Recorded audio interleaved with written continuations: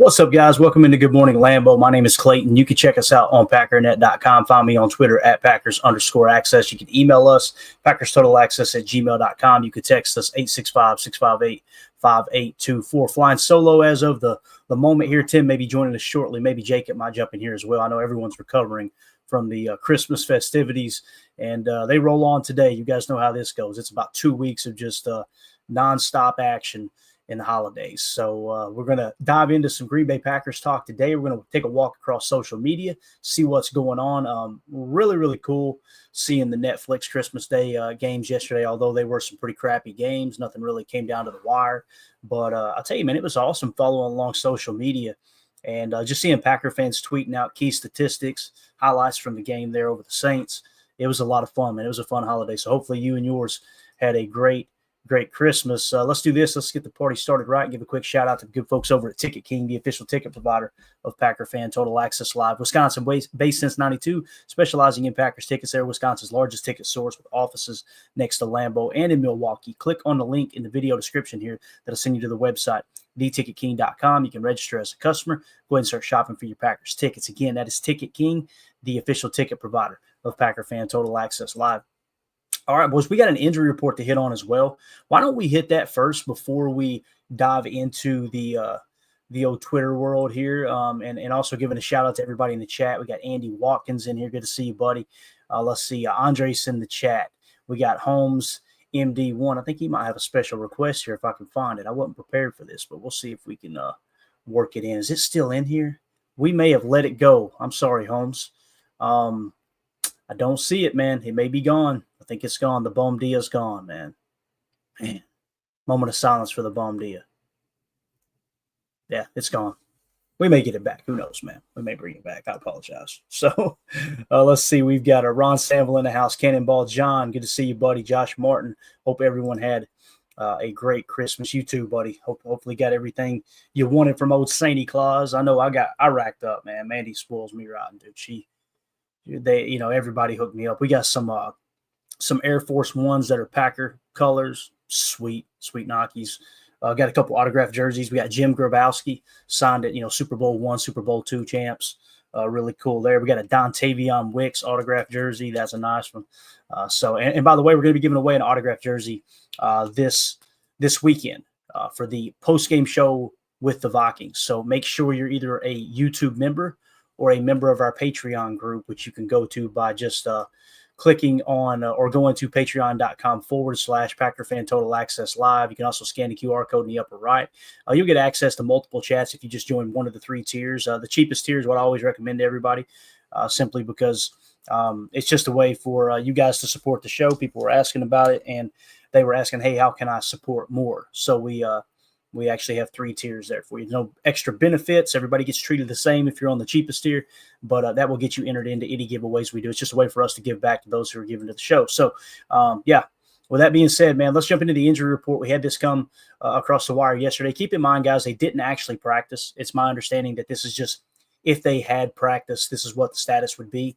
And the reason we always want to put emphasis on that is because we know, like, one of these guys that was limited, they could have went out within the first few minutes and said, I don't feel right, and they would have been listed as out, right? As a did not participate. So things can change there, obviously. So Jair Alexander, full participation. Corey Ballantyne, full participation. Javon Bullard with the ankle was limited.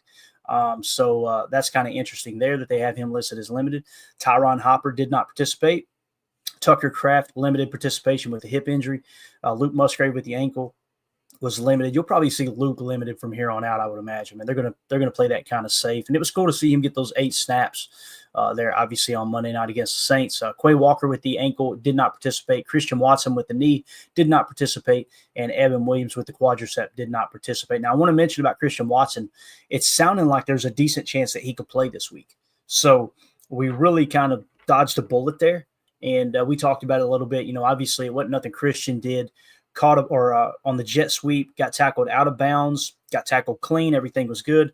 A Saints player tripped over his own teammate, landed right on his knee. I was just very, very happy it wasn't like a hip injury or something, because the way that Christian's knee was kind of opened up outside and the guy landed on it, you could see it, damaging a hip flexor or something. So that was really, really When I heard, okay, it's a knee, they tried to put him back in. They took him back out for precautionary measures. It sounds like we probably dodged a bullet there. I think it was a knee bruise is the official listing there, or at least what people said on Twitter. So I got the chat filing in now. Let's see what everybody's saying in here. Chase Green, I've been impressed with our corners. I still think upgrading O-line at center and D-line at D-tackle are priorities in the draft. I agree, Chase. We're going to talk a little bit, if we have time to get to it here. One of the tweets that I put out this morning about Carrington Valentine that someone had tagged me, and one of our listeners had tagged me in, and we'll make sure we give them a shout out when we get to that portion of the show. Carrington Valentine's doing some really remarkable stuff. Eric Stokes is definitely playing better, but we know Stokes' contract's up, so he's probably going to get a legit opportunity to test the market. So as he tests the market, I kind of anticipate him going elsewhere. You try to kind of create precedent in these type of things. And if you look back at, say, last year with Darnell Savage, and how with Savage it was, you just tagged him, right? You just hit him with the 5th-year option. When all honesty, you probably could have let Savage test the market and get him much cheaper, right? But you didn't want him to be able to hit the market. It kind of feels like the same way with Stokes here, but this time you're not hitting him with the 5th-year option. You're going to let him test the market. And I'm really, really eager to see if the Packers do bring Stokes back, right? And I'm not saying they should. You guys know I've been pretty vocal about that. I think we should just move on, because I do think the athleticism will warrant a decent contract on the open market. But if we let him test the market and come back, I'm eager to compare what number he actually gets to that 5th-year option, because everybody's still gathering information on this 5th-year option rule, right? To see if is it worth it, is it not worth it to tag these players. So we shall see, though. All right, let's see. Let's keep it moving here on the Minnesota Vikings injury side. So Blake Cashman, full participation. C.J. Ham, full participation. Patrick Jones, outside linebacker with a knee, full participation. You got Fabian Monroe, cornerback with the hip, would not have participated if they had practice. At least that's what he's listed here. So you got a cornerback that's down there. Josh Oliver, tied in with the wrist full. Ivan Pace Jr., linebacker with the hammy full. Jalen Redmond, defensive lineman, concussion. He was limited, so he must be in concussion protocol. We'll see if he clears that by the end of the week. And then Harrison Smith, with the foot injury, would not have participated. But, man, if there's a player that can play injured, it's Harrison Smith. That dude is tougher than a $2 steak. He's one of my favorite players, and it sucks that he's played with the Vikings his whole career, but has that boxing background, Notre Dame Irish. It's he just plays the game the right way. Smart player, very, very intelligent. I know Aaron Rodgers has talked a lot about him. So if for some reason Harrison Smith can't go on Sunday there for that 3:25 kickoff, then that would be great news for the Packers. Obviously not rooting for anyone to be hurt, but listen, man, every game counts, which means every snap counts, which means every player counts, right? So you'd like to see the Packers gain any little bit of advantage they possibly could. And who knows, the Vikings may be looking at this like we got a little bit of cushion. We know we're in the playoffs. You don't want to aggravate something with that foot, and he'll be missing playoff time too. So you got to kind of look at it from that perspective as well. So, all righty. That is your injury report. Again, we should get another one today where they're actually going to practice, is my understanding. So we'll see how that goes, and we'll make sure that we bring you all that information. So let's just jump right into Twitter here and give you guys an idea of what's going on around the league, or around the Packers on social media, I should say. So just a quick recap of of the PFF grades, okay, from Week 16 against the Saints. You had Rashawn Gary was the highest graded player for the Packers at a 90.6. Josh Jacobs had a 90.4. Brenton Cox Jr., 88.7. Zane Anderson, 85.2. Edgerrin Cooper, 81.2. Emmanuel Wilson, 80.9. We're going to talk about the running back room a little bit more here in a minute. Eric Stokes, 80.6. Devontae Wyatt, 77.7. Carrington Valentine, 77.5. And Tucker Kraft with a 74.5. So those are your top performers. And what I try to do is kind of keep it around the 75 and up range to give you an idea of, okay, these guys really stood out. Understand, anything over a 65, I deem it as a good game. I look at it like, okay, they kind of did their job. Once you crack 70, okay, this guy's really standing out. And when you get above 75 and into those elite grades in the 80s, that's where you know, okay, this guy's really making an impact. So the big thing here, Rashawn Gary, people look at that and they go, Clayton, he didn't have a sack. I want to say he had, I think it was 4 or 5 pressures. And the thing that's really, really underappreciated about Rashawn Gary is his run stopping ability. He's been playing the run really, really well this year. If you look at his run stops, he still leads the Packers in quarterback pressures. He leads the Packers in sacks. He leads the Packers in run stops on the defensive line. And what's crazy is he doesn't play like a wild amount of snaps either, right? When you look at the percentage of play time, they do a heavy hockey line type rotation on that defensive line. So now here's what's really cool. Brenton Cox Jr., who is 88.7 this week's grades against the Saints. It's my understanding after that game, he had something like 7 pressures in that game. I believe he has now passed Rashawn Gary in quarterback pressures for the time being. And we could probably check that by the end of the show here. If you guys want to check that on NFL Pro with the GPS tracking, that was wild. When you start seeing things like that happen and you see the PFF grade coincide with what the NFL Pro stats are showing, and you see the playing time continue to go up, it checks all 3 boxes. It checks you've got a whole different set of eyeballs at PFF that's saying, hey, this guy's standing out, right? We don't always agree with them. We know they're not the grand poobah of grading tape. When we turn on the tape, we see Brenton Cox Jr. flashing. We talked about how he's getting way more discipline in his run defense as well. That checks the box, right? When you see the statistics start to pop up with quarterback pressures, and now all of a sudden, bang, he has this huge jump and leapfrogs Gary now. All this stuff kind of lines up. And then you see the team giving him more playing time, as with Brenton Cox Jr., it's really consistent playing time. That's when you know, okay, we've got a player that's really ascending here. So Josh Jacobs, 90.4, just continues to be Josh Jacobs. What a phenomenal player, man. Tim, you just jump in here when you want to, buddy. You take your time, though. Zane Anderson, 85.2. Here's the thing. Last week, if I remember correctly, Zane didn't grade out like crazy good last week, right? It kind of held his own is the way it felt. But with Zane Anderson this week or last week, you've seen a solid, you've seen him on the field and you didn't think, the game's too fast for him. We've seen him come up on playing a little safety, playing a little spur, right, in the box and sticking guys in the running game like, okay, we got something here, right? And we knew he was a good tackler, or at least that was his strength because, that's what he does on special teams. He's kind of that gunner type at times, right? So this week, what do we have happen? He actually gets an interception, curl flat responsibilities, and a half invert cover 6 call, and he drifts out, goes looking for work, gets the interception, and the PFF grade right there along with it, 85.2. That's where you start to kind of perk up a little bit like, okay, we might have something here. We'll see how that goes. And again, I think it's Jeff Hafley coaching these DBs up, man. One of the best in the history of the game to do it. Edgerrin Cooper, what you're seeing with him now is stabilizing this great play. And it's so freaking exciting. You're talking about a guy that brings the energy on this team, brings the juice. You could tell when he's out there, it's a totally different defense. And I can't remember who it was on the telecast, but someone was comparing him. They were going, he kind of remind you of another 56. And they were talking about Lawrence Taylor. Now, I have to slow down.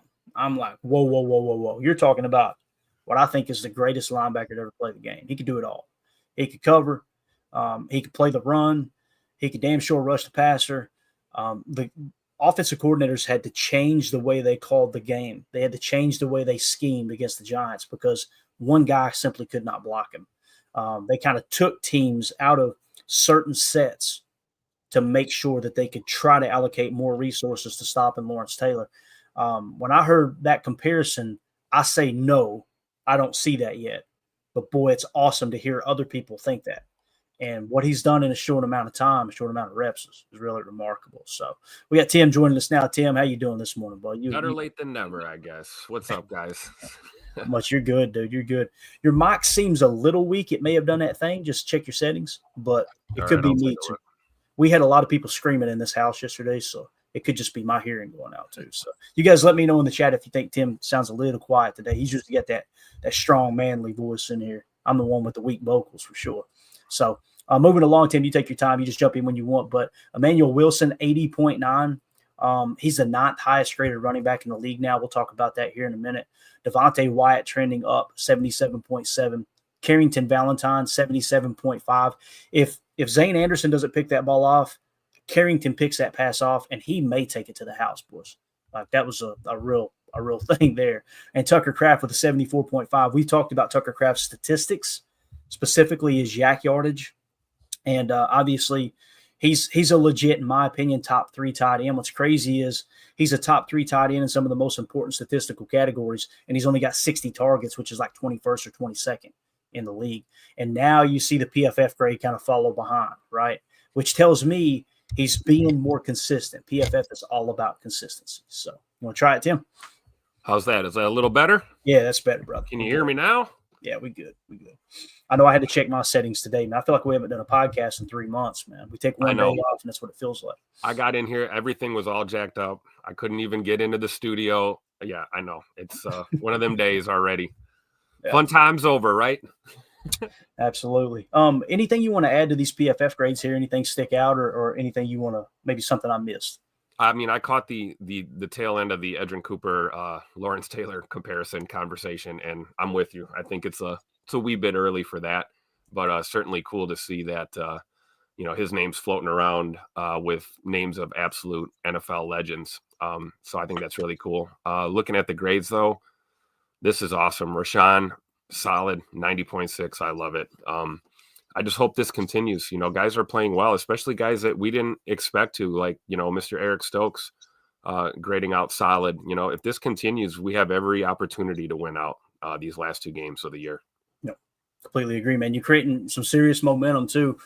Who was it we were watching? We were watching the Steelers yesterday, and obviously the Steelers are playing the Chiefs, arguably the best team in the league. I think they hit the 15 win mark. That's the first time that's ever happened in Chiefs history. Pretty wild statistic there. But the Steelers are a good football team. I view the Steelers like, hey, they have as much chance to win it as anyone. And then you've seen them lose that game to the Chiefs where you never really felt like they were in it. And then you kind of cross compare to the Packers, and it's like, look at the teams that the Packers have went toe to toe with. The Lions, right? The Vikings. Who was the other team that they came down the wire with here? One of the best. Oh, the Eagles in week 1. Like, you're looking at these and you're going, the Packers are kind of – you've got that tier 1 of teams, like your Chiefs and your Lions and maybe your Vikings. I kind of feel like it probably is those 3, Chiefs, Lions, Vikings, right? And then you got that tier 2, which is like Baltimore, and the Packers are right there in that tier 2. And at any point, they could create serious momentum and jump right into that tier 1, and you can beat one of those top 3 teams on any given Sunday for sure, man. Yeah, we got everybody filing in. Mrs. Green said, "Babe, you made it. Congratulations. You smell terrific." I like it. That's my wife just being silly, of course. Yeah, Dick in the chat. The old Jim Carrey line, right? You smell terrific. And Dick in the chat says, "Tim sounds like Lawrence Taylor." Hey, I don't know if that's a compliment or an insult. That's a Photoshop waiting to happen with that. So, all right, let's keep it moving along here on Twitter. We got to be careful too, because there's some stuff on here that'll trigger copyright, so we're gonna have to breeze by it fast. But this was cool, Tim. I'm sure you've seen this. Josh Jacobs taking care of the big fellas up front on his story. He tweeted out, I think he spent $100,000 on these jersey number charms for his offensive line. I mean, bro, those ain't are no thing, right? Just $100K. Ain't nothing. No big deal at all. You want to know why these guys will block to the death for Josh Jacobs? This is it right here, man. And this stuff is like it really does matter. It's nothing to do with money. It's just when the O-line knows, hey, that dude in the backfield is constantly thinking about us. And same thing with when the quarterbacks do this type of stuff with the gifts, like Brock Purdy, gave, I think, his whole offensive lineman trucks, right? It does create something a little bit different. Like, if you have any kind of ill will in the heat of the moment, you know how it goes, Tim. Like, we've all had those people that we really, really enjoyed working with. And then you're going to have every now and again, you want to kill each other because you're seeing each other more than you're seeing your own family, right? Yep. And then you have something like that kind of put things back into perspective. Like, okay, yeah, we're just kind of in the heat of the battle here, right? Like, that's why these things emerge. I'm not saying this has happened with Josh Jacobs in the offensive line. I'm just saying you hit stuff like this. It's called credit is what it's called. And I think it's why there's so many divorces in the country today, is because people don't think one step ahead. Like, I'm going to screw crap. I'm about to say a bad word. I'm going to screw crap up. Yep. It's going to happen, right? I make mistakes all the time. So when you're not making mistakes, build a little credit with your spouse, build a little credit with your friends, build a little credit with the people you work with. I think it's huge, man. I love this type of stuff. I think it's awesome too. I mean, imagine how Josh Jacobs feels. Like, we know his story, right? We know how he grew up, and struggled as a young man and has made it to the absolute pinnacle of professional football. It's got to feel good to be able to do things like this, right? You grow up sleeping on floors and, struggling. And now, you got money in the bank. You can buy gifts for your teammates. I mean, it's a blessing. And nobody deserves it more than Josh Jacobs, man. He's a stand-up dude. And it's awesome to see this. And I'm sure the guys appreciate it. Yeah, definitely. We got Jacob in the chat says, which brings me to my next point. Don't smoke crack. We don't have that drop anymore, Tim. We had to make room. Yeah. We don't have the Lawrence Taylor drop. we gotta keep things fresh here, man. We gotta keep things moving. And like for instance, we do have some new toys here. We got the belt to ass LaFleur, of course. And then of course we got my Uncle Charlie here. Oh right? my goodness. Yeah, doing the thing. Too early for that. Wow. The nipple to row ratio there. It's always odd, right? Sponsored by Michelin. This is the new one though, Tim. Look at Edgerrin Cooper, the boogeyman here. I love it. A little snow on the jersey. And usually when that guy shows up, this is the byproduct here, right? So anyway, let's keep it moving here across social media. There's a tweet right there, as a matter of fact. As Brandon Carwile put together a nice little clip. You guys can go check it at @bcarwile_NFL of Edgerrin Cooper making plays against the Saints. A lot of fun there. There's what we were kind of talking about earlier. I got to be careful that I wouldn't be surprised if that triggered a copyright. Yeah, so sucks. You hurt me, bro. Exactly. Paul Brittle tweeted out, LaFleur says Packers could, quote, potentially have Watson this week. They got good news on his knee, and we'll see how practice goes this week. So, Tim, I don't know if they'll try to put him out there this week, but we really dodged a bullet there. I know some people were kind of worried about the worst as the Saints defender fell on that knee. This sounds like good news, all right? Yeah, I mean, we saw what happened to Tank Dell, right? That's the opposite end of the spectrum. That's, tragedy. Thank goodness Scoot is at least okay, right? Good news on the knee, I'm assuming, means nothing super major significant. But yeah, I would handle it with kid gloves here. We got a couple games left, and we are going to need him for the playoffs. And that's the focus, regardless of where we go in, whatever seed we get.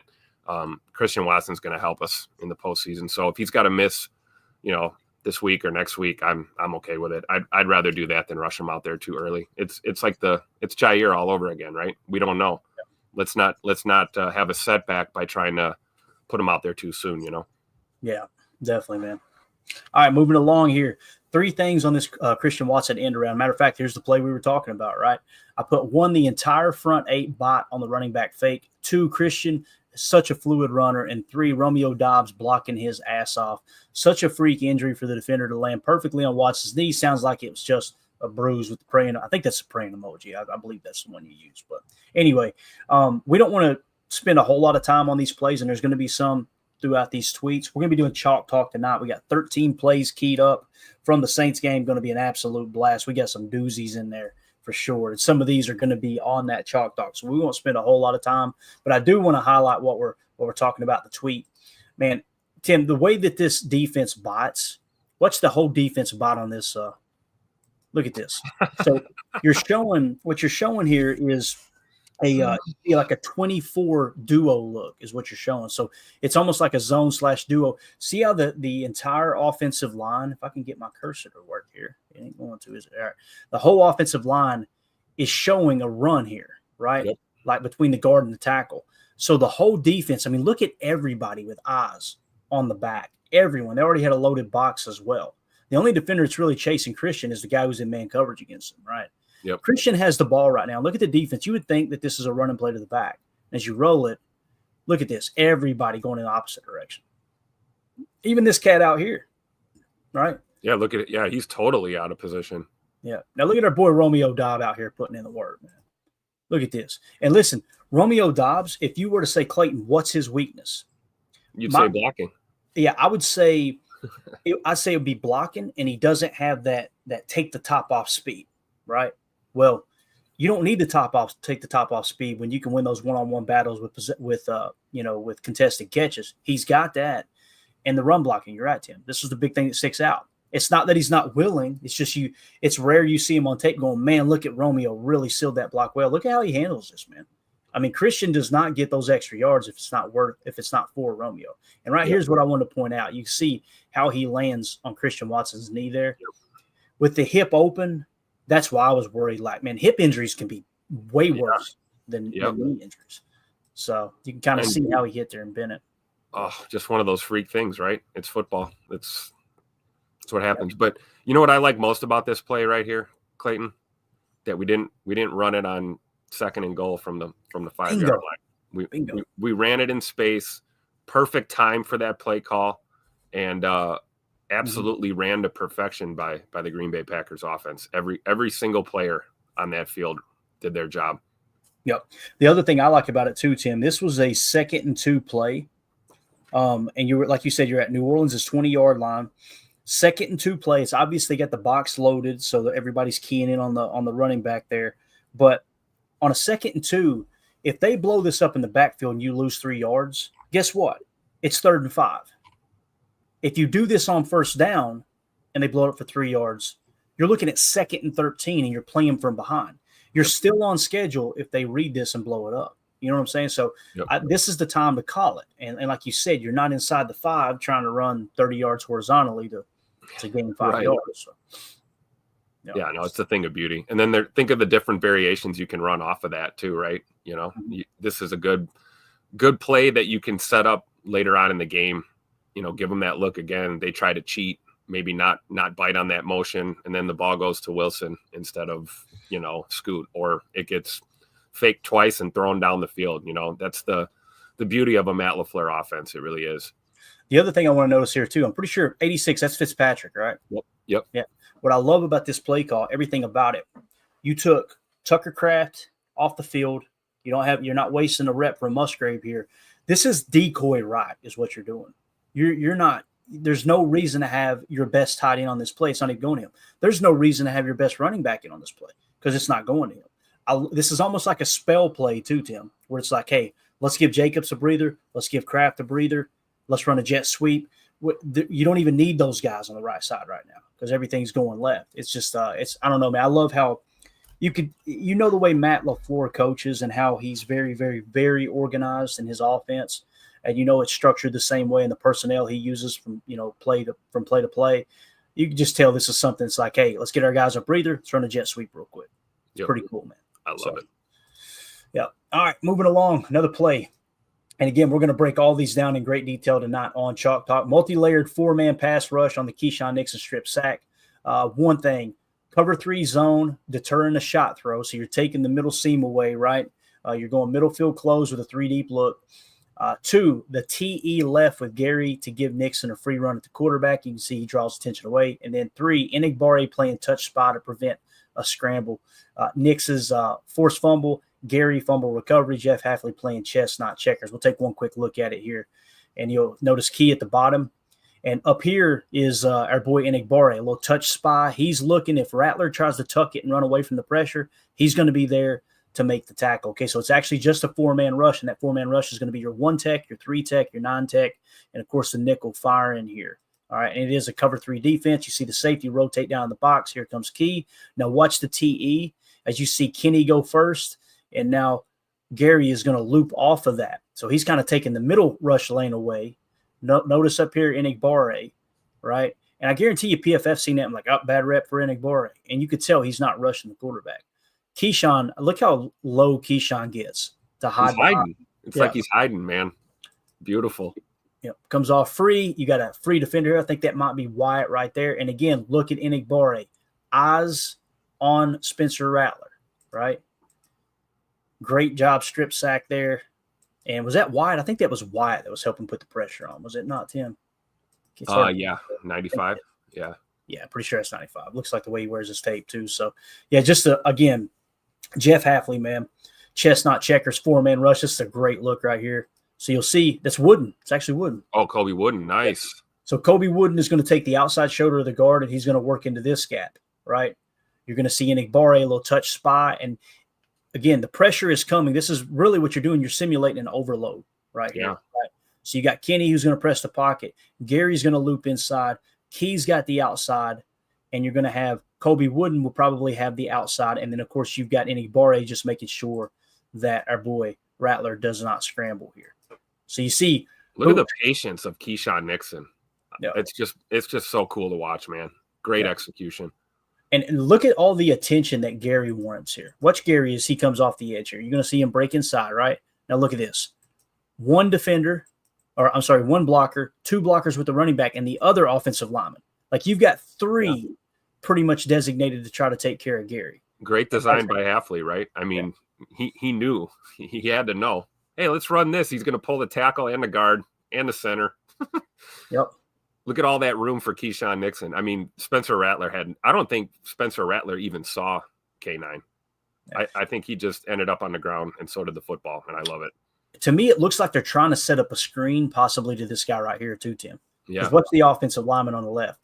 See how they kind of get out front here? Yeah. It almost looks like they're looking for work. Now, maybe they just got schooled. I don't know. That could have been the case. But, again, Kobe Wooden, Keyshawn Nixon with the strip sack, and Gary being able to fall on him. That's huge. So, again, Hafley just in his bag. And I love it's a four-man rush. We talked about it. We're getting I wonder what that number shows now. Hopefully somebody can find that statistic, the updated numbers for who leads the league in pressures with the four-man rush, because the Packers are I think they were top 10 last we heard. So definitely making things happen with the four-man rush, man. Hey, that's a recipe for success, right? If you don't have to sell out to get pressure, you don't have to rush 5 or 6. I've seen teams rush 7, and you've got nobody back. So to be able to get this kind of pressure with a four-man rush and, peppering a little nickel blitz here and there, I love it. I love it. Next tweet, Brenton Cox Jr. with the chop and rip move for the sack. He now joins Rashawn Gary as the only 2 pass rushers with a 13% pressure rate. Lucas Van Ness, Tim, has now improved to 11.5%. Do you remember just 2 weeks ago, I said Lucas Van Ness is on the cusp of breaking that 10% mark? And it's like once you hit 10%, okay, now we're talking. He just all of a sudden, bang, jumps to 11.5%. Man, you love to see it. So Brenton Cox Jr. over here on the edge. You're going to see him rush off the edge. Let's just go full screen with it. So, again, watch the chop. He's going to smack the arms. See him smack the arms down and then rip up. Right? Now, the guy, some people look at that and go, hey, that's a hold. That's a hold. I understand. I hate the rule. But once you take that arm under and rip up, they're going to be very, very, very hesitant to throw that holding flag. Okay. Yep. It's pretty much known across the league now that if you use that rip move, if you take that inside arm and you rip up, then we're not going to throw that flag for you. Now, it doesn't mean they won't miss one occasionally, not really pay attention to the rip and throw it because the hold is so egregious, but you can't expect that now for sure. But again, just a great job being relentless, getting that inside leverage, and obviously getting the sack there. Brenton Cox Jr., man, starting to turn it up. And he is thick this year. Look at him, Tim, how much weight he's put on. That's he's a big boy. He's a big fella. I think it's I don't know. It's amazing because you've got Brenton Cox Jr. stepping up. We've got we talked about Devontae Wyatt's progression. We see Kobe Wooden stepping up. We talk about LVN stepping up. This is one of the blessings of having such a young team is you got all these guys that are progressing in their development, and we've got multiple guys popping right now. And this is exactly where we want to be closing out the season for sure. But yeah, Brenton Cox Jr., man, he must have been in the weight room and packing on the protein, man, for sure this year. Thick. Look at Kenny on this play too, man. Watch Kenny. Kenny looks at Wyatt, and I think he changes it to a TT stunt. See how he did his arms there, the little finger gesture, and then bang, there's the TT stunt. I think that might have been called at the last second, but he definitely changed something up with Wyatt right there. I love it. Yeah. And the other guys are just got that kind of wide contain rush, right? And obviously let the big boys press the pocket. Poor Spencer Rattler, man. He didn't have a chance. So, again, Brenton Cox Jr. stepping his game up, no doubt. All right.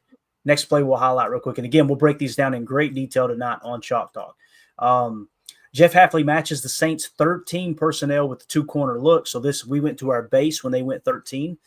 He then calls half invert 6, where Zane Anderson leaves his curl flat to go looking for work. Anderson gets the pick, but Valentine picks that pass off too, playing his deep half assignment perfectly. So I do believe that Valentine would have picked this off. And we're talking about, we'll draw it up tonight.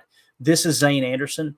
So the call is kind of a half invert 6. So what you're doing is this corner has got deep half responsibilities. And it looked to me like it was deep quarter for Xavier McKinney and then deep quarter here, but it's somewhat match principles. Now, here's where you get into some muddy water. A cover 7 is cover 6 with zone match. Okay, and that's where you get into the Nick Saban approach. Cover 7, Nick Saban. I'm pretty sure he and Belichick created it together. It kind of goes hand in hand with red too once you get inside the 20-yard line. But with cover 7 defense, it's cover 6, half, quarter, right? Or what they call quarter, half. So it means cover 4 at the top, cover 2 at the bottom of your screen, okay? And there's zone match principles. So if it's cover 6 with zone match principles, that's referred to as a cover 7. When we say triangle and box, all that means is staying +1 in the hat count on deep threats, meaning if you got 2 defenders, you want to create a triangle around them with 3 defenders. If you've got 3 defenders, you want to create a box around them with 4 defenders, and there's match principles that go along with it. Now, you'll hear the term cover 9 as well. We don't want to get too deep into this. We'll get a little deeper in Chalk Talk. Cover 9 is essentially a cover 6 defense against 11 personnel where the nickel is on the side of the half. And I want you to really visualize that. Typically a cover 6 is the nickel back is on the quarter side, meaning you got quarters up top, because the nickel is going to be on the side where the slot defender is, right? And it's a way to combat trips formations and bunch formations, things like that, where you've got 3 trips and tray, 3 targets on one side. So with the cover 9 defense, you flip that. You actually have on the nickel side, you're only playing cover 2 and you're playing cover 4 on the opposite side. People go, Clayton, why would you do that knowing you got three receivers over there? Typically, you run it against teams that like to run a lot of crossers because they may come out in a trips or a tray, but they want to attack you on the opposite side of the field. So if you come out and you call a cover 9, quarterback, whether he's reading shell or middle field close, right? Ball snap, read it. What the hell are they doing with quarters over there? My crosser's now gone. They've got extra bodies for the drag underneath, and you've got to work, from the back to front as opposed to going through your reads traditionally. Cover 9s are really interesting. So I just want to say the difference in those. But again, right here, Zane Anderson, he's buzzing down in the box, and he's got curl flat responsibilities. And you're going to notice he doesn't have anybody to cover.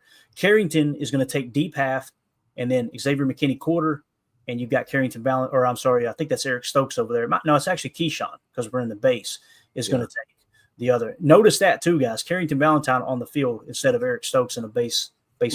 What's really interesting, can you pause it real quick? Like, just go back to the beginning. I know we'll go into greater detail, but it's like when you look, what the hell is Spencer Rattler thinking we're running when he looks at this? Because from a rookie quarterback perspective, I mean, he could be reading this as like cover 1 man or something. He sees one, middle field close, 1 safety in the back.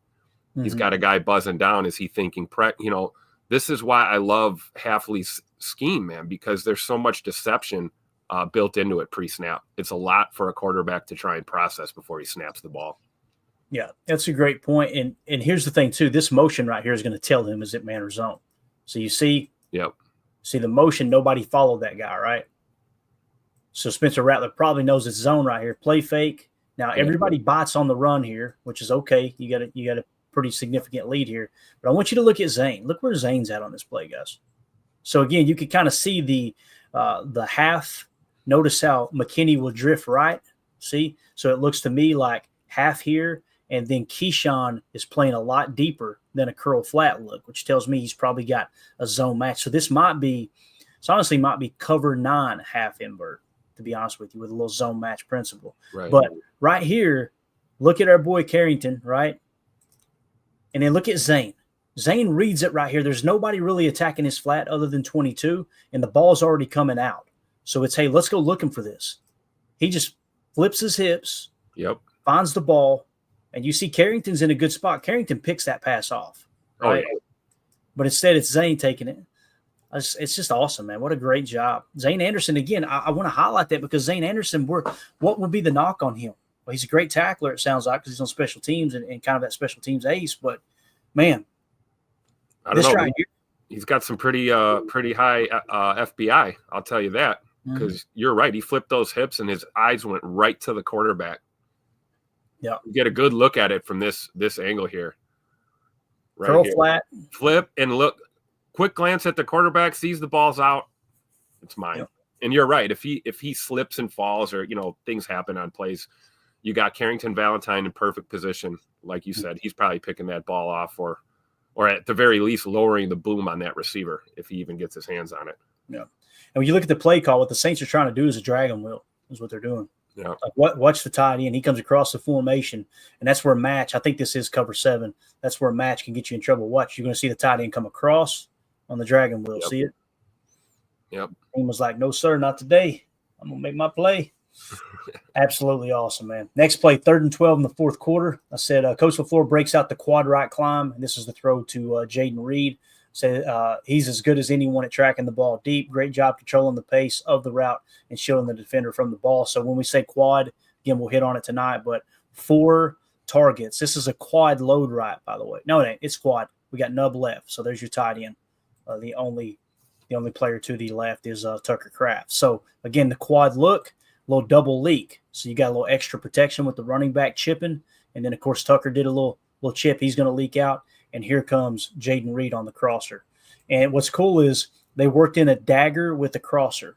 So, essentially, if you remove this receiver right here, you've got slot crosser with a backside dig. If you removed Jaden Reed, you've got dagger, where the number 2 is running a go route and a dig underneath it. So you've got dagger and slot cross in the same play call, and you're able to do that because you went quad right while still getting a double chip, which is essentially it's like an early 7-man protection, although they're going to leak out.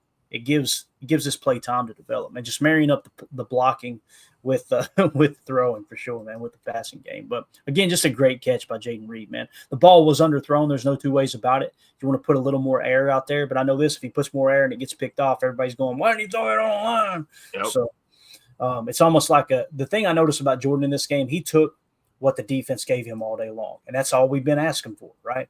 Sure did. But look at Jaden Reed, man. I'm telling you, there's Jordan again with that. He opens up. If he opens and that ball's sitting in that right hand, he's going to unload. Yep. He's put this on tape so many times. It gets really exciting to see him do this. But you're right. He didn't really didn't look like he got a full step into that throw like he wanted to. Yeah. Probably could have had a little more stank on it. If he puts just a little bit more air on it, it might get picked by that defender coming over. That's true. And I completely disagree with the telecast that said if he throws this ball better, it's a touchdown. BS. No. Are you kidding? There's safety help over the top. He's going to cut back. Corner. He's got Tyrann Mathieu coming over. No. Yeah, exactly. So, again, man, just a great job by Jaden Reed tracking the ball for sure. So. Bird is awesome. Yeah, no doubt, man. One of the best. That was definitely one of those Jaden Reed down there somewhere, right? Exactly. All right, that's going to do it for hour 1. For those of you listening on the pod, we will see you on the other side for hour 2. We appreciate y'all. All right, welcome into hour 2. Let's just continue here on Twitter. Some of these plays we tweeted out. Again, we're going to break them down in full detail tonight on Chalk Talk, 7 p.m. Central. Make sure you guys set your clock, come in here and hang out with us. We'll watch some tape together. Malik Willis to Jaden Reed for 34 yards. Great protection from the O-line, but, man, you simply can't throw a ball any better than Malik Willis does right here. I went in slow motion too, Tim. Look at this ball on the crosser. I thought it was a corner in real time. It was actually a crosser. Look at this. I mean, you can't put that ball in a better spot, bro. I mean, that is a thing. Like, even in slow motion, did you even see him throw it? Like, look at the release. Mm-hmm. Watch this ball. He's got a compact. It's out that quick. It's like Clayton, you're a baseball guy. It's like that infield throw, right? You compress that throw. You're playing short. Yep. You gotta get it out quick. That's Malik Willis. He's got one of the most compact, quick releases, I think, in the league. Yeah. Tim, he was, again, consensus big board. When the draft happened that year, he was the top quarterback in the draft. And he fell and fell and fell. And, I mean, the dude, he's got a cannon for an arm, right? He has – I mean, you see here, we've seen it all year. His accuracy is pretty damn good. I mean, you can't – the anticipation of the throw, understanding the defense. We know his scrambling ability is like – they said it – I think he played at Liberty, if I remember correctly. They said he was the fastest man on the roster at Liberty, which means, guys, he wasn't clocked running the 40 to the best of my knowledge at the combine. He did not do that. There was no reason to do that. But he probably – what that probably means at least a 4.4, most likely a 4.3 40-yard dash if you're the fastest guy on the roster at the college level. So, yeah, just absolutely unbelievable. Nick McSwain in the chat. Tater equals hummed. There you go. That tater. Humming that Taylor. Tater shooting that peel, right? Yep. Yeah. So again, Willis, man, and here's the tough decision here. Andy Walker says lock Willis down this offseason. Andy, you're not going to be able to, right? He'll be back next year unless they decide to trade him and get a haul for him. Which what Goody's doing right here, boys. He put the car on the lot. He said, "Hey, look at this pretty thing right here." Yep. Right. Yep. So he's going to get some calls this offseason. I'm just so damn torn on it, Tim. If it's not a first round pick, I don't want it. I'd rather have him for another year as a backup. Me too. Because you've got a Super Bowl contending team, right?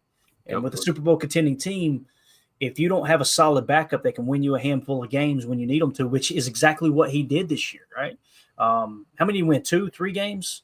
So, again, as far as locking him down this offseason, though, Andy, he is not going to sign a team-friendly deal, and he should not do that. Let's see here. Willis was at Auburn for a short time. Willis ran a 4.37 at Auburn. There you go.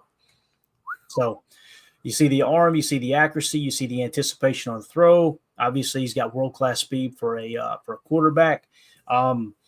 Again, back to what Andy said there.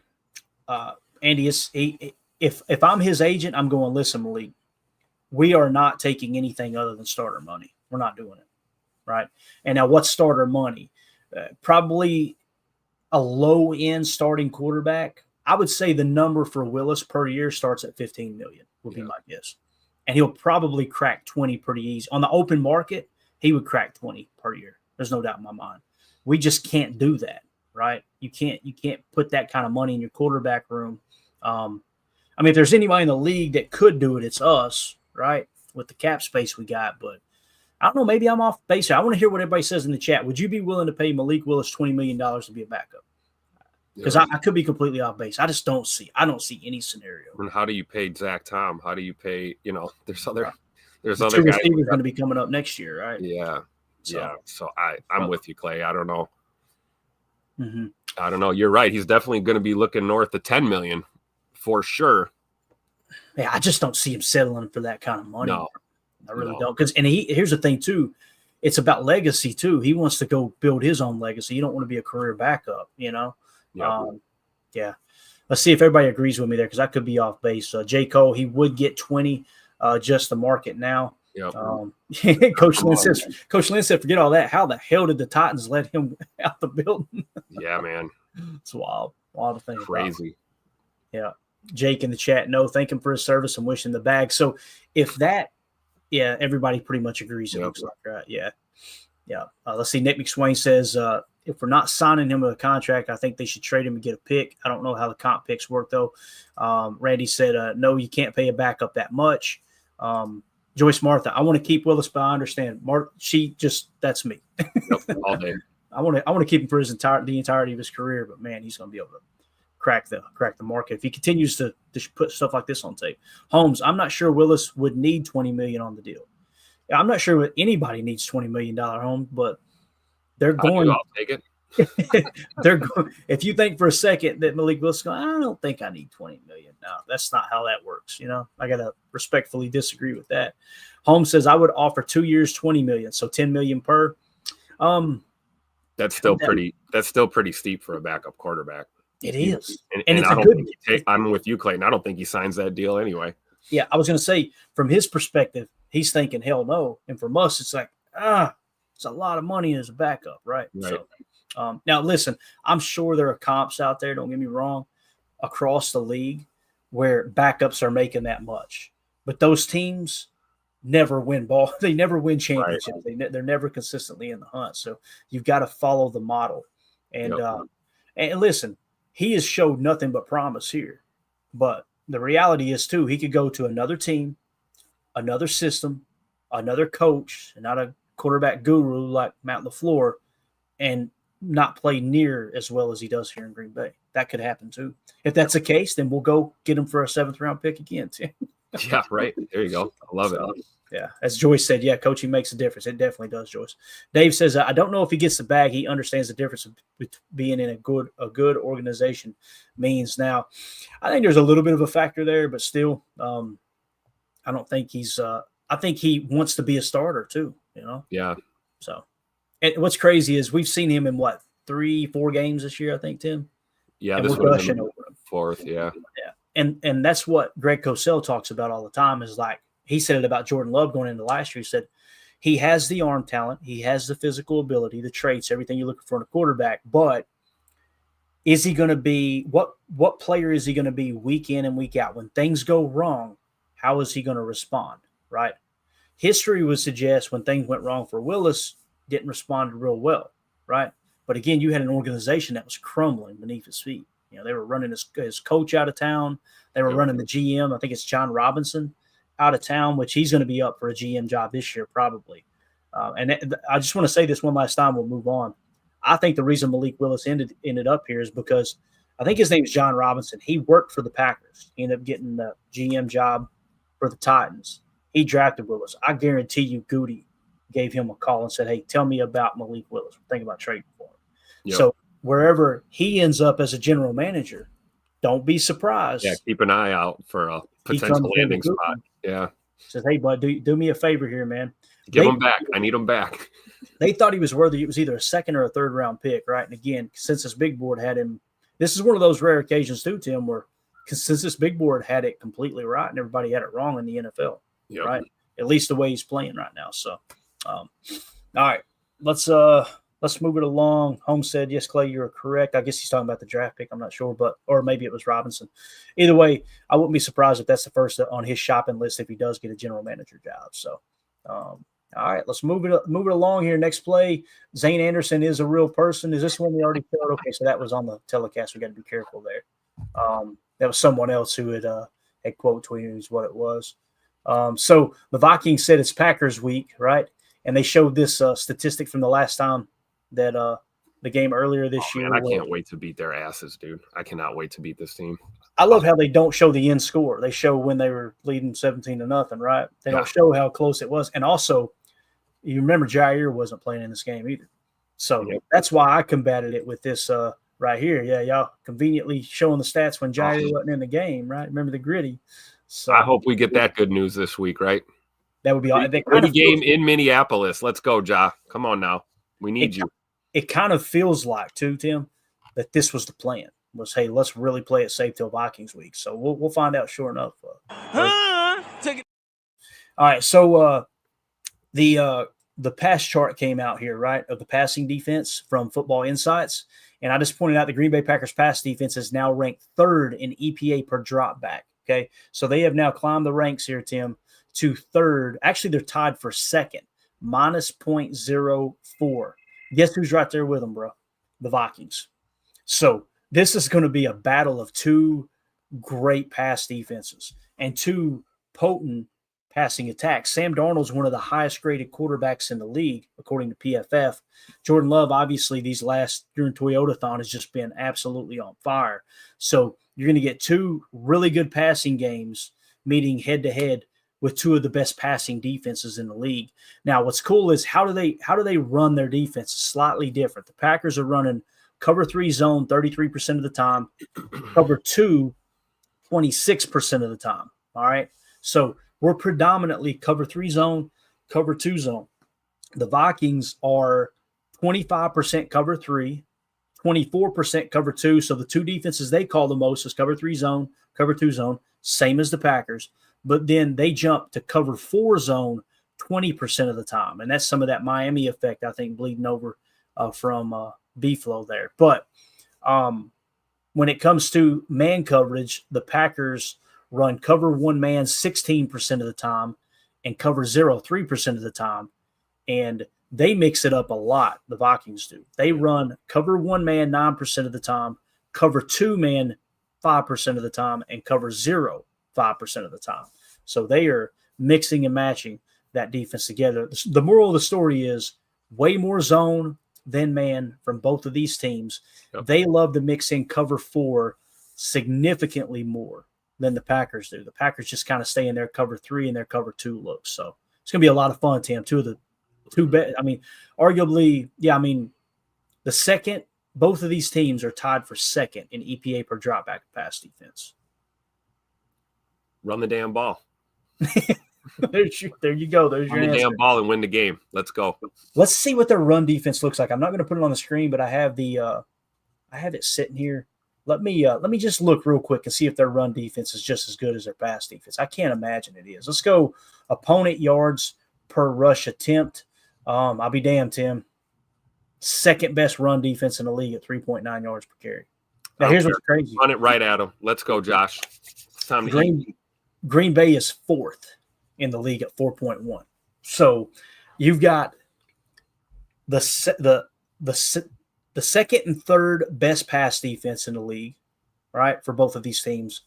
In the run defense, you've got Minnesota with the second best run defense and Green Bay tied for fourth at 4.1. So this is I don't know what the over-under is early. I probably got that number right here. I was kind of doing my degenerate gambling information earlier today, taking a look. The over-under on this one is 48.5 points. Boys, I'm probably taking the under on that. And I know it's inside. It's going to be like a track meet and all that, but, man, it's going to be interesting. I'm with you, Clay. I think this could be a grinder. Yeah. This could be, you know what I mean? 17-14 type of game. You never know. Definitely. Let's see here. Randy Cleaver says, run the ball, get the screen game going. That's an option. Now, keep in mind, they're playing predominantly zone defense. They don't play near as much man as people expected them to this year. Running a screen, eyes in the backfield, it's hard to run a screen on zone, right? But, again, it's just going to be one of those games. I think it's going to come down to the players and not the play calling. I think it's going to be who shows up ready to smack the other one in the mouth. And both these teams they're playing good ball right now, no doubt about it. Absolutely. So, it's going to be an interesting matchup for sure. This was kind of cool that PFF Packers tweeted this out. Brenton Cox Jr. among edge defenders in Week 16. PFF grade 88.7. That was the best in the entire NFL in Week 16. 89.6 pass rush grade was third best in the league. 43.8% pass rush win rate was third best in the league. And 31.3% pressure rate was third best in the league. So top five in all four of those categories. Brenton Cox Jr., again, we talked about it earlier. My man on fire. Thick. Yes. And again, man, I think he does. To me, it looks like he's put on quite a bit of weight. And I didn't know how they were going to approach this because, in that 34, it's like, okay, he can drop into coverage. You can kind of use him as a hybrid backer. That was kind of his MO in college too. But this dude, they're pressing into him being an edge rusher. And I hate to say it, but Enigbare, as effective as he's been, he's about to get passed up on the depth chart, I believe, here, man, by Brenton Cox Jr. Yeah, I mean, I could see that being a real possibility. Good thing for us, too, right? Yeah, these are the problems you have, quote-unquote problems, that you have when you're loaded with young talent. And you got a GM that cooks in the draft and cooks in free agency. And we're just loaded on this roster. So, and it probably won't be the first and last or last time we'll see that, right? We'll see guys leapfrog each other on that depth chart because that's what happens, young, talented, everybody's playing their guts out. And, I'm sure J.J. Enigbare would be the first person to congratulate Brenton Cox Jr. on, making the move up the depth chart. These guys are playing for each other. There's no ill will towards your fellow teammate. You want to see guys be successful. But I think that's a realistic possibility because a lot of the things we like about Enigbare's game, we do see some shortcomings on some of these looks. We see over pursuit getting washed out sometimes, those kind of things. But Brenton Cox Jr., man, coming on strong. He keeps putting up numbers like this. I think you're right, Clayton. I think we might see a change. Yeah. Coach Lynn says LVN might get passed up also. Hey, it's not out of the realm of possibility, but I will say this. I wouldn't put money on that because he's a first-round pick. And you know how Goody loves his first-round picks. I mean, we would have thought Savage would have got passed up. How many times, Tim, was I on here screaming, please, for God's sakes, put Rudy Ford in the damn game and get Savage off the field? Never happened. First-round pick, right? But also, I will say this. When it comes to Brenton Cox Jr. against the run and LVN against the run, that's LVN's strength. Yeah. And now that's what's so encouraging about Lucas Van Ness now cracking that 11% pressure rate is you've seen it in the run game. And now you're seeing it in the pass rush. He's starting to really get comfortable. And you see him, LVN, using his natural ability. I want to say he had, matter of fact, Tim, I'll pull it up here for us, because LVN, I want to say, led the Packers in pressures, according to Next Gen Stats. It don't even really matter if he led in pressures, but I want to highlight how many pressures he actually had in that game last week. Let me pull that up real quick. If you want to hit on something in the chat, I've just about got it pulled up. Matter of fact, we might be okay. Let me explore more. Keyron Forrest, real quick, said Seattle ran the ball on the Vikings last week pretty good. So food for thought. If they were able to get their run game going, I think there's no reason we can't either.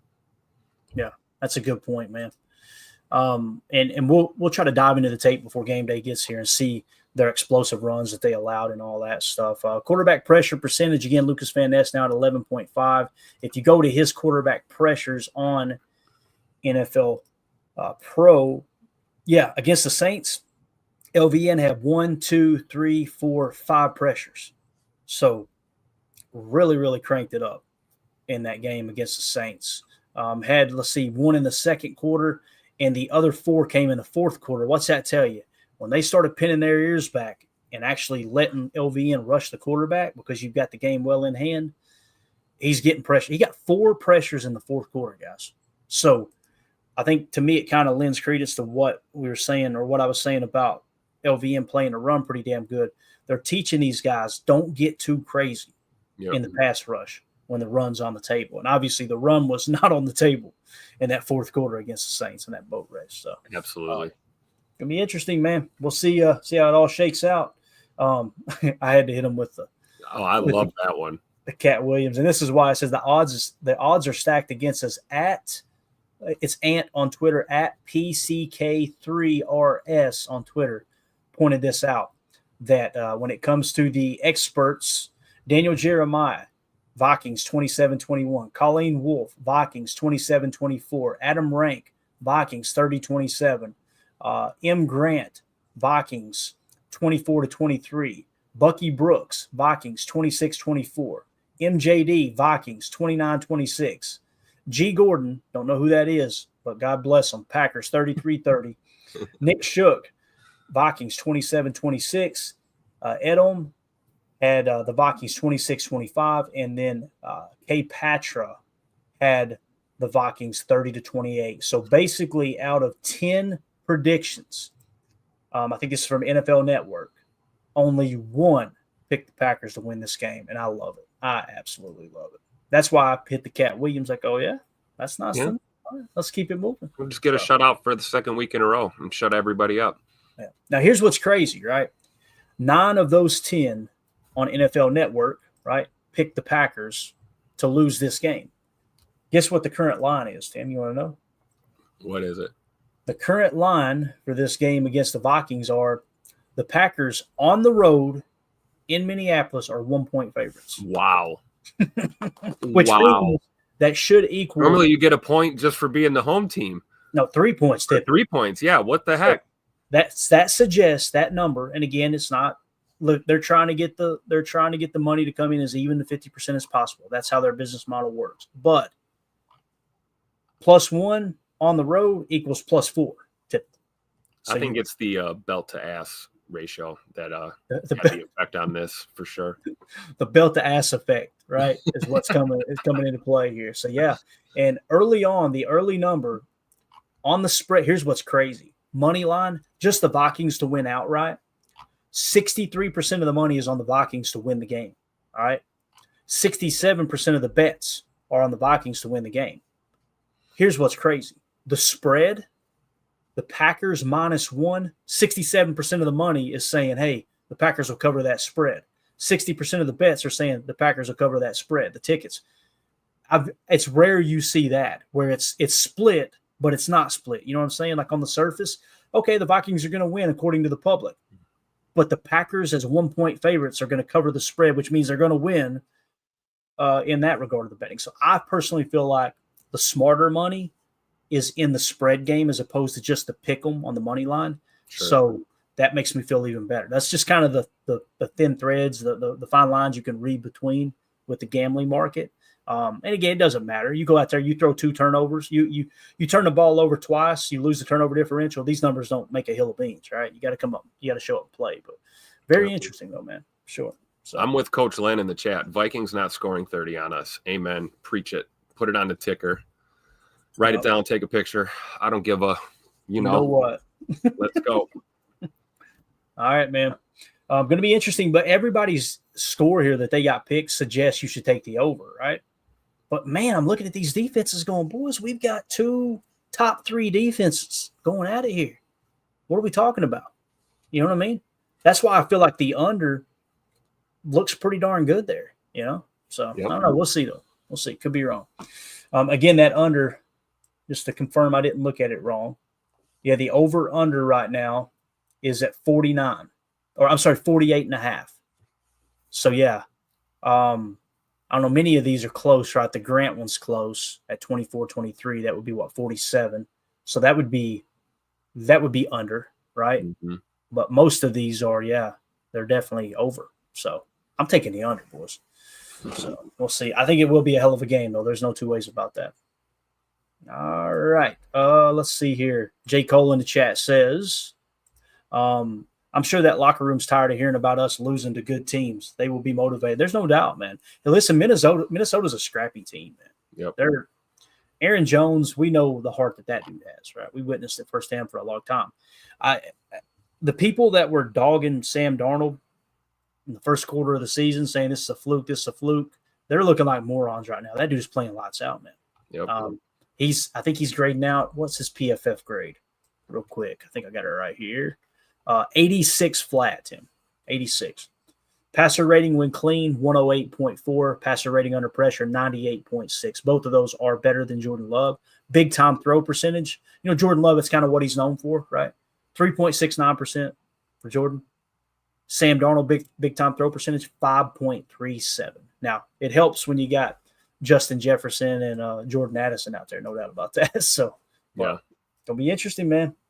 Again, let that burn in your head right there. Cat Williams taking that sip of what is that, Hennessy, I guess. All right, let's move it along here. So Pac Daddy tweeted this out. PFF coverage grades weeks 15 through 16. Carrington Valentine, 90.3. That's second best in the league. All right. Eric Stokes, 86.4. That's fourth best in the league. Tim, two things happen here with these numbers. People see this and go, damn, Eric Stokes is actually good. The other thing is, I know it's coming. There's people going, do we really need Jair Alexander?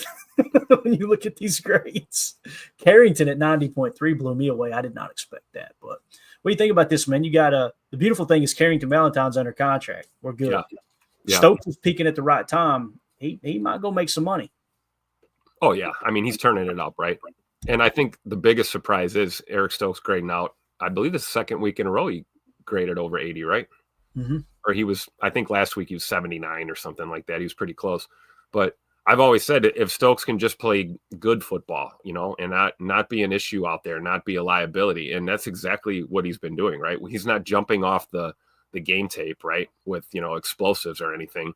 But, man, he's playing good fundamental football. The tackling has improved, which is crazy for a guy coming back from injury. Normally you see a backslide in the contact realm, and it's not. He's making good tackles, and he's staying disciplined in his assignments, and he's playing really good football for us. But I don't know if I'm going to go as far as to say we don't need job money. I ain't gonna make that statement. Thank you, Coach Len. Right on. Here we go. Right on time. Yes, we do need job. Thank you. Yeah, Thank you. Coach Len agrees for sure, man. I do know this though. We need to extend McManus like yesterday. Oh yeah, that needs to happen. And if he hits the market, my gosh. I'm worried. I'm really stressing about that. Yeah, if he hits the market and he goes sign somewhere else, the only way that I can justify them allowing him to do that is if Goody anticipates a better kicker being on the market and just going, learning from our mistakes and going and signing a good kicker. Because Goody is on the record for saying that if you have a championship team, you damn sure better have a championship caliber kicker because you are selling yourself short.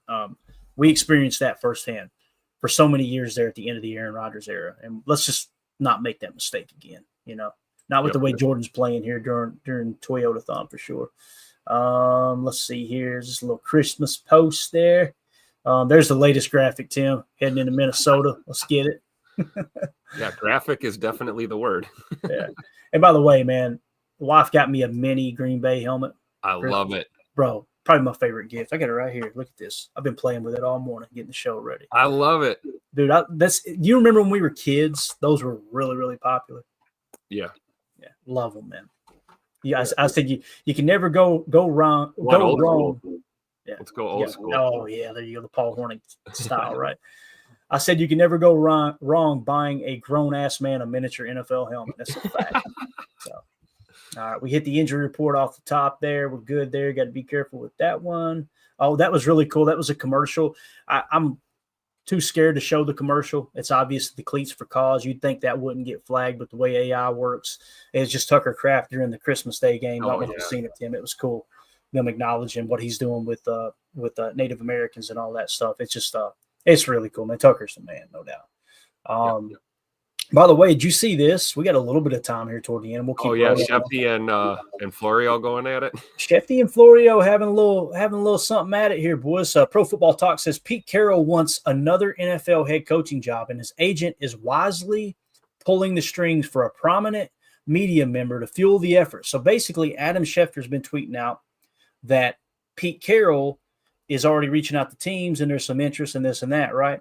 Well, Mike Florio, being the toxic Minnesota Vikings human being he is, right, big Vikings fan over at Pro Football Talk, comes out and says, oh, well, this is just his agent trying to stir it up. Shefty fires back and says, everything you say is here is 100% wrong. Keep up the guesswork and Merry Christmas. Merry Christmas, you filthy Vikings fan. That's what you call nerd on nerd violence right there, Tim. Just a couple of really short, really skinny, nerdy human beings that were never big enough to play the game but cover it, getting mad at each other. This is one of those slap fights. You know what I'm talking about? The pillows that'll get cut right there. Me doing that. We're gonna give him some. This is hilarious, man. I would pay money to see those two scrap. That would be fun. I would love it. Yeah, for sure. So, again, do I think Pete Carroll's going to be a head coach next year? There's probably better candidates, younger candidates. Pete Carroll looks really good for his age. That dude is older than dirt. Isn't he? And he obviously isn't he almost 80? Let's see. I think he's already cracked 80. Let me double check here real quick. I don't want to tell y'all wrong. That guy's a monster, man. You still see him out there running around, throwing the ball around with the guys. No. So he has not cracked 80. He's 73 years old. You're right, Tim. So okay, you're up there in the middle. Yeah, 73. Yeah, again, 73 going on, 55 maybe. I was going to say, yeah. To me, he doesn't look a day over 60. And but again, you can look at it one of two ways, right? You want a aged, grizzled veteran coach that's seen everything in the league, or do you want to go for a young, up and coming Ben Johnson type that's kind of revolutionizing, the offensive game? So going to be interesting to see where Pete Carroll lands. But again, just want to point out that Adam Schefter, and I'm Team Shefty on this one. That's what my original tweet said. Team Shefty here. So for sure. All right. So there's that. Let's see what else we got here. So Jacob Morley put this tweet out. Really cool statistics here. Edge defender pass rush win percentage since the bye. This is according to PFF with a minimum of 40 pass rush reps. Brenton Cox Jr., 25.6. That's third out of 87 edge defenders in the league. Okay. Rashawn Gary, 19.4% pass rush win rate. That's eighth best among all 87 edge defenders with minimum 40 pass rush attempts. LVN, 18.2. That's not out of 87 edge defenders. And then Kingsley Nabare at 10% is 47th out of 87. That would suggest you've got four starting caliber edge defenders on this one roster. Brenton Cox Jr., to me, he has got to go. I think they'll keep the rotation the same. The first round effect will definitely play a role in LVN getting more snaps, I believe. But Brenton Cox Jr. has to be that dude right after Gary and LV and Tim. He's got to be.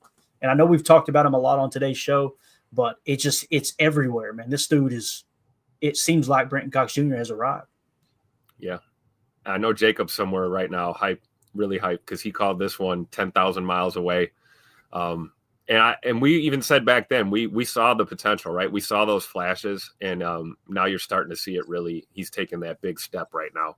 And he's going to be a force to be reckoned with. And I've always been preaching about the fact that you need a monster defense to think that you're going to contend for a Super Bowl. I don't care what anyone says. And the thing that is not, allowed us to get over the hump, so to speak, in the Matt LaFleur era is the defense. And now we have guys that are firing on all cylinders. We've got veterans that are stepping up and playing well, guys that we were willing to write off, and they're proving us wrong. We've got young players that are popping at the right time. And, hey, we're going to steamroll into the postseason, guys. Get ready for the ride. Put your seatbelts on. Let's go. And again, Brenton Cox Jr., the grade, everything, the grades through the roof, the pass rush win rates through the roof. Jacob, how's that make you feel? That is a possum in a dumpster. There it is. You heard it from a fan right here, Tim. Let's move it along here. Tucker Kraft. This was really cool, man. I had tweeted that out about Tucker Kraft commercial. And this Jason Ziegler responded, said, he's him. He stopped the visit after the game on Monday. So you see him driving the pickup truck, leaving the stadium, signing autographs. I guess that was what they say Monday night after Monday Night Football against the Saints. Just absolutely awesome. So cool. Shout out to Jason for sharing that. And, of course, I had to quote Emilio here and say, Tucker Kraft drinks the Gatorade of working men. Did I get that right, Tim? It's close enough, right? No, that's right. That's right. That's exactly it. So there you go. Quote Emilio. Go give him a follow at truckstick_31. Look at that handsome fella right there. Yeah, let him wake up to some followers. That'll be cool. He's probably snoozing. No, he's probably out on the job already. You think so? Yeah. I don't know. It might be. You never know. Take that Kirby down the street, Tim. I ain't buying it. I don't think he's out of bed yet, man. All right. Shout out to mountainman_pack for sending this over, okay? He actually tagged me in a tweet for this and brought it to my attention. So make sure you go give him a follow on Twitter. The original tweet was from @Felipe. I know Felipe Rice Assetti. I hope I'm saying that correct. Over the past 11 years, there's only been one Green Bay Packer cornerback who's played 250 coverage snaps and hasn't allowed a touchdown, Tim. That Packer is Carrington Valentine. Wow. That number popped to me, because again, it comes down to a lot of times it comes down to situational football. We talk about the rushing yards per attempt. We talk about the passing yards per attempt. We cover all the bases, but many times it's how does your defense perform in specific situations, and red zone defense is a real thing. To me, that's what this number screams. Again, over the last 11 years, guys, over a decade now, there's only been one Green Bay Packers cornerback who's played 250 plus coverage snaps and hasn't allowed a touchdown as Carrington Valentine, 7th round pick. Goody cooking. So 7th round. Say it again. 7th round. Another 7th round steal. This dude, man, and Carrington, you're seeing it with the PFF grade. You're seeing it with statistics like this, right? And here's the other thing I really want to mention: availability, accountability. Yep, bro, A++ for Carrington. He played over 900 snaps last year, I think, if I remember correctly. I could be wrong there. Somebody fact check me on that, but I think I seen that he played 900 snaps last year.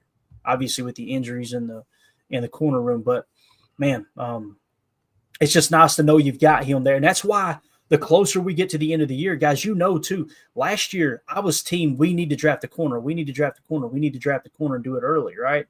This year, Tim, the longer this season goes, I get further away from that, man. Am I losing my mind there? We keep hitting on the late rounders. Why not?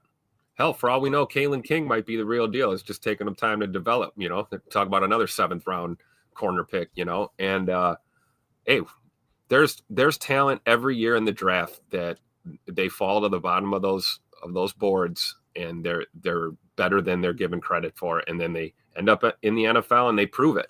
And it looks like Valentine might be one of those guys. Your boy from Kentucky there. I like it.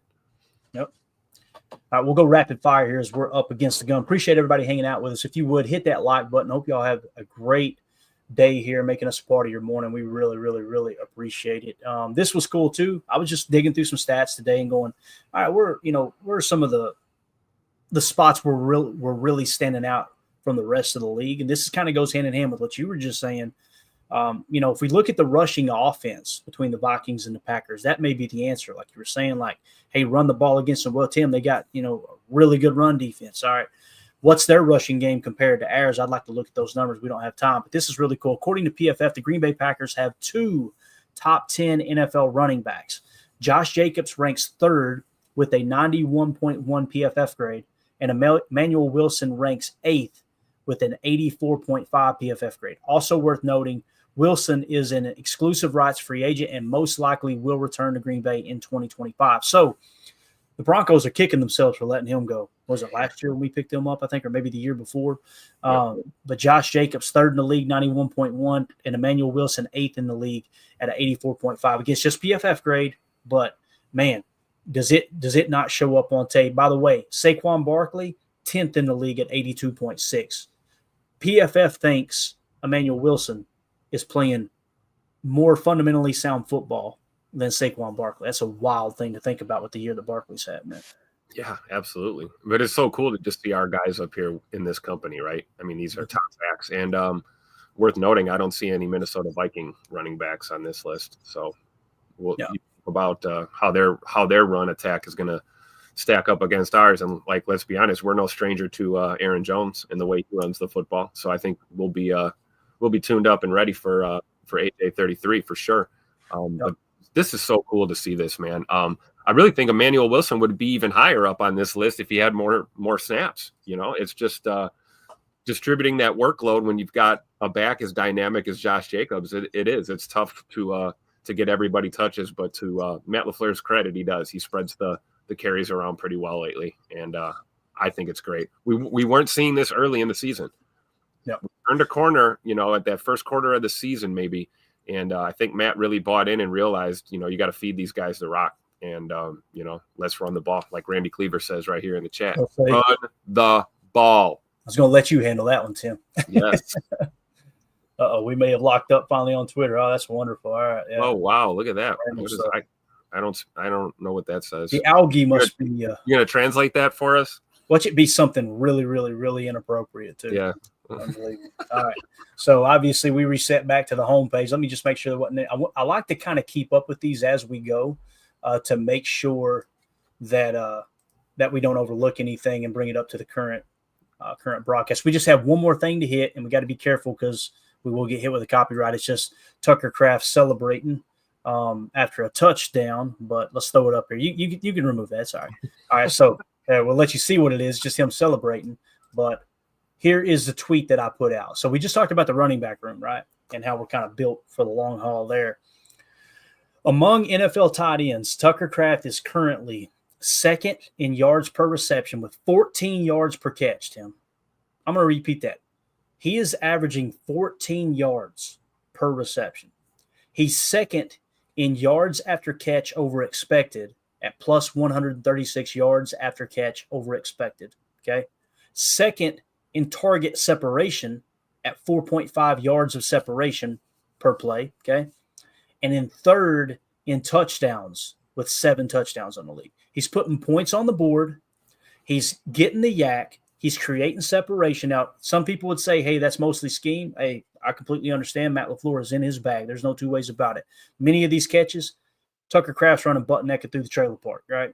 But 2nd in yards per reception at 14, all while being, this is the key statistic here. Hear me out closely. All while being targeted 21st most with only 60 targets this year, Tim. Like, this dude, he is primed to be a top 3 tight end for the next 10 years. Absolutely. And what's really awesome, here are his cap hit numbers the next 3 years. This year, $1.2 million against the cap. Next year, $1.5 million against the cap. 2026, $1.7 million against the cap. He is one of the cheapest starting tight ends in the entire National Football League. He's producing as a top 3 tight end currently. And what's crazy about these numbers too, you think you're getting a good Tucker Kraft this year? Imagine next year where he's playing to up those numbers as much as possible to get a huge contract in 2026. Just goody cooking, man. Goody cooking. As usual. Yep. And, the important part about the stat too, all while being targeted 21st most with only 60 targets, right? That has absolutely nothing to do with Tucker Kraft. It has everything to do with the fact that we are loaded on this offense and the ball gets spread around a lot. And it is nice to have a weapon like this and not have to target him and lean on him in your attack, because, we ask tight ends to do a lot in Green Bay. You can't just be a pass catcher. You've got to do the dirty work. I mean, hell, we saw him playing a little quarterback there, taking that direct snap, being a little QB for us too. I mean, he's a versatile guy. So it's exciting because you see the yak and you see the separation, you see the great hands, and you see him lowering the boom on guys, and it's fun. But it is, you got to remember that this ball is getting spread around a lot in this offense, which is why, to me, it's super impressive that he's putting up numbers like this. This is great. And, as you're talking, it kind of triggered a thought in my mind, like, you keep those targets low. Guess what's happening, guys? The reason he's running so open right now in this scheme is because other teams are looking at the tape and going, all right, in a trips look, they like to hit Jaden Reed on the climb route. In a 2x2 look, they like to hit Watson on the dig off the wrap concept. In every specific look, they're having to game plan and key in around, hey, here's what we need to stop because the targets are so high in those specific situations. And the big plays, arguably the biggest plays, are coming from Tucker Kraft underneath because you got a minimal amount of targets, being 21st most targeted tight end in the league. Like, what do teams do? They don't go, we need to stop Tucker Kraft, knowing that the Packers are going to continue to take shots at crossers, daggers, slot cross, Haas concepts on the outside and out of the slot with Jaden Reed. It's just, pick your poison. It really is. So, and that's pretty much it. That's got us caught up. So that's going to do it. We went over a little bit. Hopefully that's all right, Tim. Appreciate everybody hanging out with us. This was fun. I just wanted to kind of get caught up on Twitter. Tonight, Chalk Talk, Packers Saints. We've got 13 plays for you, man. This is going to be a blast. Don't miss it. Make sure you sub to the channel. Feel free to hit like on the stream here. And we will see you guys at 7 p.m. Central tonight for Chalk Talk. We're going to break out the telestrator, show you what happened, why did it happen, and completely diagram each of these 13 plays so you get a better understanding of what are the Packers specifically doing both on offense and defense to win these ball games. Tim, appreciate your time, man. Thank you so much. Thanks, Clay. Appreciate you too, man. See you tonight. All right. Again, we'll see you guys tonight. Everybody have a great day. There we go. Bye, guys.